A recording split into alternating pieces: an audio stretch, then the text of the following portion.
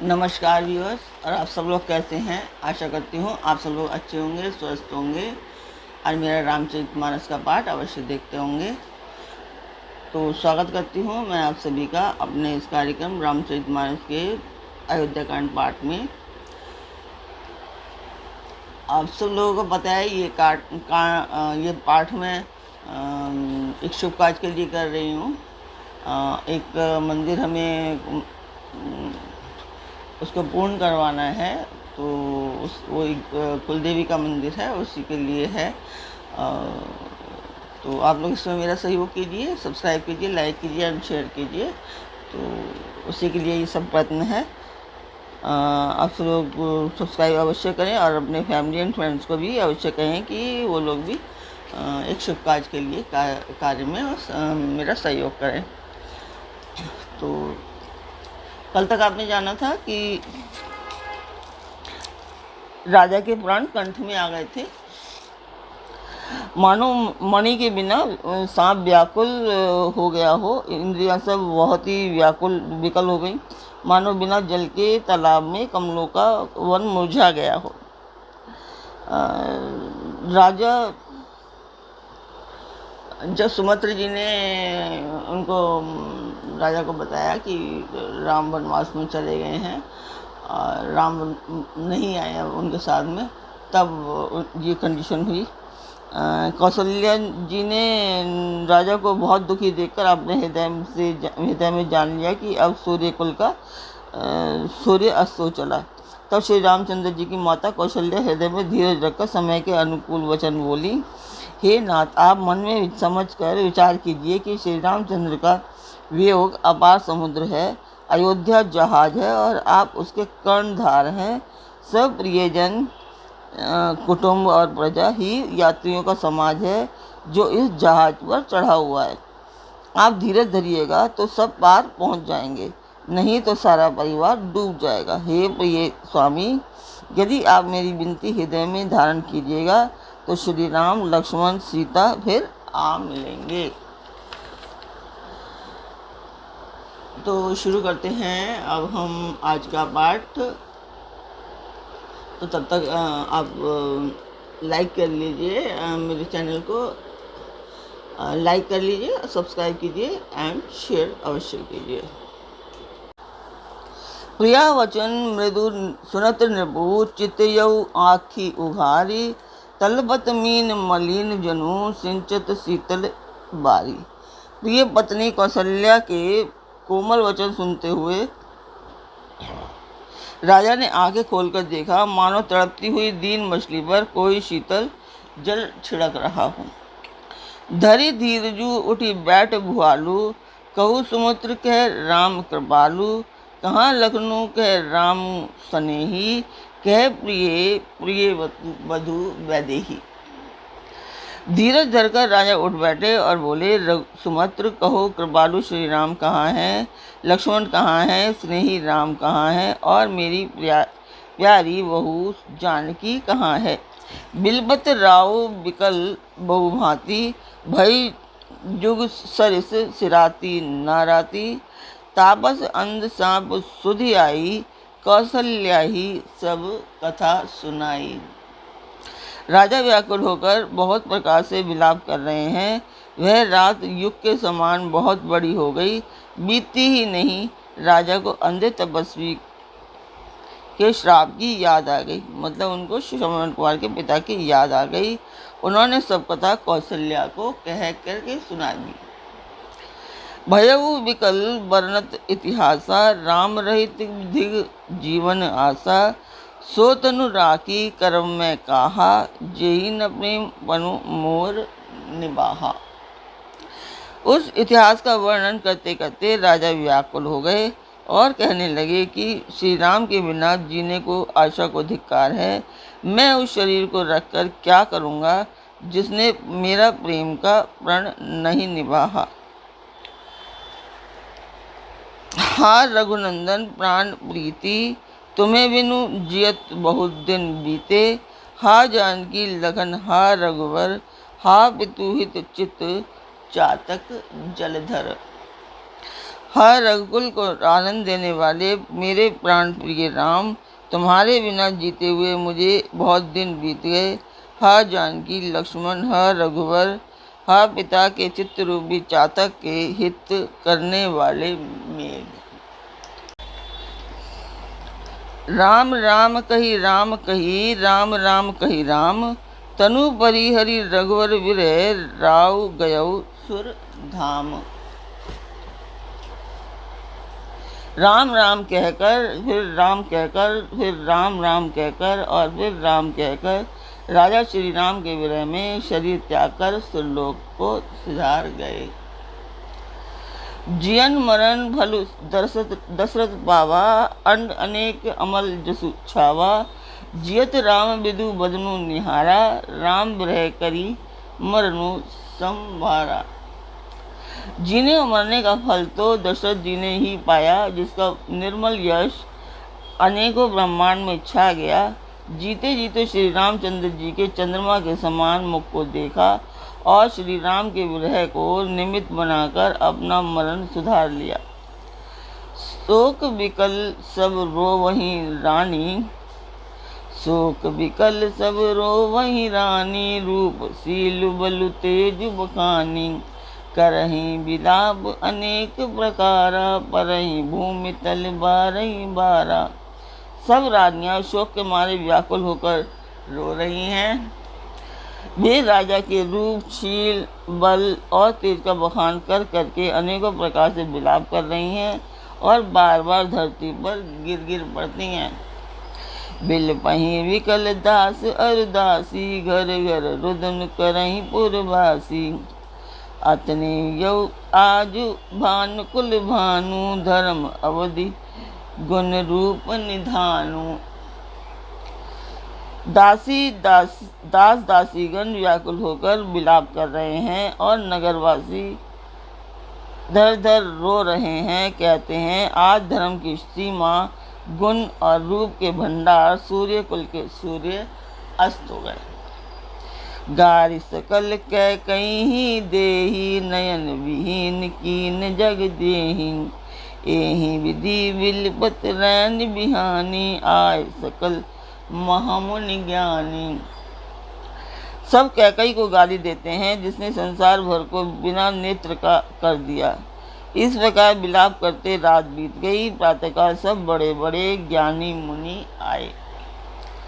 तब वशिष्ठ मुनि समय समुख कई अनेक इतिहास, शोक निवार्यों सबहि कर निज विज्ञान प्रकाश।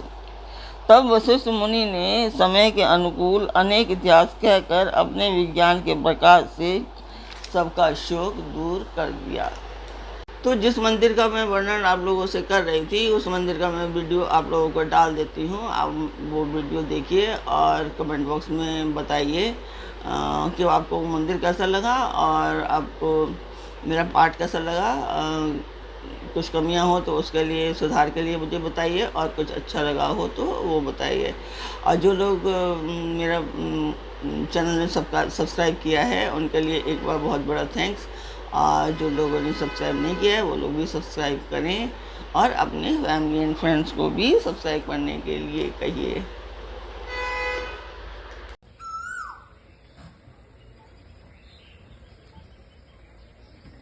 तो आप लोगों ने वो वीडियो देखी, मंदिर की वीडियो देखी, कैसी लगी आपको कमेंट बॉक्स में अवश्य बताएं। तो आगे चलते हैं पाठ में। तेल नाव भरि नृपु तनु राका, दूत बोलाई बहुरी अस भाषा। धावहु बेगी भरत वही जाहू, नृप सुधि कतहु कहूँ जन काहू।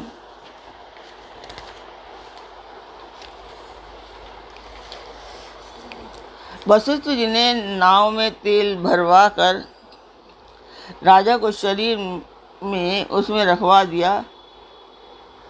राजा के शरीर को उसमें रखवा दिया। फिर दूतों से बुलवाकर उनसे ऐसा कहा कि तुम लोग जल्दी दौड़कर भरत के पास जाओ। राजा की मृत्यु का समाचार कहीं किसी से ना कहना। एत नेई कहु भरत सन जाई, गुर बोलाई पठयऊ दो भाई। सुनी मुनि आयसु धावन धाये, चले वेग बर बाजी लजाए। आकर भरत ने इतना ही जाकर भरत से इतना ही कहना कि दोनों भाइयों को गुरुजी ने बुलवा भेजा है। मुनि की आज्ञा सुनकर दूर दौड़े। वे अपने वेग से उत्तम घोड़ों को भी लजाते हुए चले।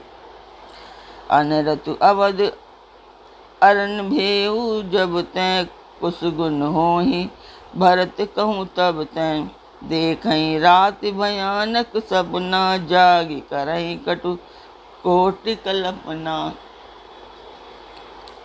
जब से अयोध्या में अनर्थ प्रारंभ हुआ तब से भरत को अपशगुन होने लगे। वे रात को भयंकर स्वप्न देखते थे और जागने पर करोड़ों तरह तरह की बुरी बुरी कल्पनाएं किया करते थे। विप्र जेवाई देहि दिन दाना, शिव अभिषेक करई विधि नाना, मागही हृदय महेश मनाई, कुशल मात पिता परिजन भाई। अनिष्ट शांति के लिए वे प्रतिदिन ब्राह्मणों को भोजन कराकर दान देते थे। अनेकों विधियों से रुद्राभिषेक करते थे। महादेव जी को हृदय में मनाकर उनसे माता पिता, कुटुंबी और भाइयों का कुशल क्षेम मांगते थे। एहि विधि सोचत भरत मन धावन पहुँचे आई, गुरु अनुशासन श्रवण सुनी चले गणेशु मनाई। भरत जी इस प्रकार मन में चिंता कर रहे थे कि दूत आ पहुँचे। गुरु जी की आज्ञा कानों से सुनते ही वे गणेश जी को मनाकर चल पड़े। चले समीर बेगी है यहाँ के, नागत सरित शैल बन बाके, हृदय सोच बड़ कछु न सुहाई, अस जान की जिए जाऊं उड़ाई। हवा के समान वेग वाले घोड़ों को हाँकते हुए वे विकट नदी, पहाड़ और जंगलों को लांघते हुए चले। उनके हृदय में बड़ा सोच था, कुछ सुहाता ना था। मन में ऐसा सोचते थे कि उड़कर पहुंच जाऊं। एक निमेष वर्ष सम जाई, एहि विधि भरत नगर निराई, असगुन होहि नगर पैठारा, रटहि को भांति खेत करारा। एक एक निमेष वर्ष के समान बीत रहा था। इस प्रकार भरत जी नगर के निकट पहुँचे। नगर में प्रवेश करते ही अपशगुन होने लगे। कौवे बुरी तरह बैठकर बुरी तरह से काँव काँव कर रहे हैं। खरसियार बोलहि प्रतिकूला, सुनि सुनि होई भरत मन सूला, श्रीहत सर सरिता बन भागा, नगर विशेष भया बनु लागा। गधे और सियार विपरीत बोल रहे हैं। यह सुनकर भरत के मन में बड़ी पीड़ा हो रही है। तालाब, नदी, वन, बगीचे सब शोभाहीन हो रहे हैं। नगर बहुत ही भयानक लग रहा है। खग मृग हय गए जाहि न जोए, राम वियोग कुरोग भिगोए, नगर नारी नर निपट दुखारी, मनहु सबने सब संपत्ति हारी। श्री राम जी के वियोग रूपी बुरे रोग से सताए हुए पशु पक्षी, घोड़े, हाथी ऐसे दुखी हो रहे हैं कि देखे नहीं जाते। नगर के स्त्री पुरुष अत्यंत दुखी हो रहे हैं, मानो सब अपनी संपत्ति हार कर बैठे हों। पुरजन मिलहि न कयहि, कछु गवहि जो राहि जाहि, भरत कुशल पूछी न सकहि, भय विषाद मन माही। नगर के लोग मिलते हैं पर कुछ कहते नहीं, गौ से जोहार करके चले जाते हैं। भरत जी भी किसी से कुशल नहीं पूछ सकते क्योंकि उनके मन में भय और विषाद छा रहा है। हाट बाट नहीं जाय निहारी, जनपुर दह निसिलाग दवारी, आवत सुत मुनि सुनि कई नंदनी, हर्षि रविकुल जरू चंदनी। बाजार और रास्ते देखे नहीं जाते, मानो नगर में दसों दिशाओं में दावाग्नि लगी है। पुत्र को आते सुनकर सूर्यकुल रूपी कमल के लिए चांदनी रूपी कैकई हर्षित हुई। सजी आरती उठी धाई द्वारे हूँ, भेंट भवन ले आई। भरत दुखित परिवार निहारा, मानव तुहिन बनज बनु मारा। ये आरती सजाकर आनंद में भरकर उठ खड़ी और दरवाजे पर ही मिलकर भरत शत्रुघ्न को महल में ले गई। भरत ने सारे परिवार को दुखी देखा, मानो कमलों के वन को पाला मार गया हूँ। तो आज का पार्ट मैं यहीं पर पूर्ण करती हूँ और कल फिर मिलेंगे एक नए पार्ट में, एक नए उमंग, एक नई तरंग के साथ। तब तक आप मेरा चैनल सब्सक्राइब कीजिए, लाइक एंड शेयर कीजिए और अपने परिवार और मित्रगणों को भी सब्सक्राइब, लाइक एंड शेयर करने के लिए कहिए।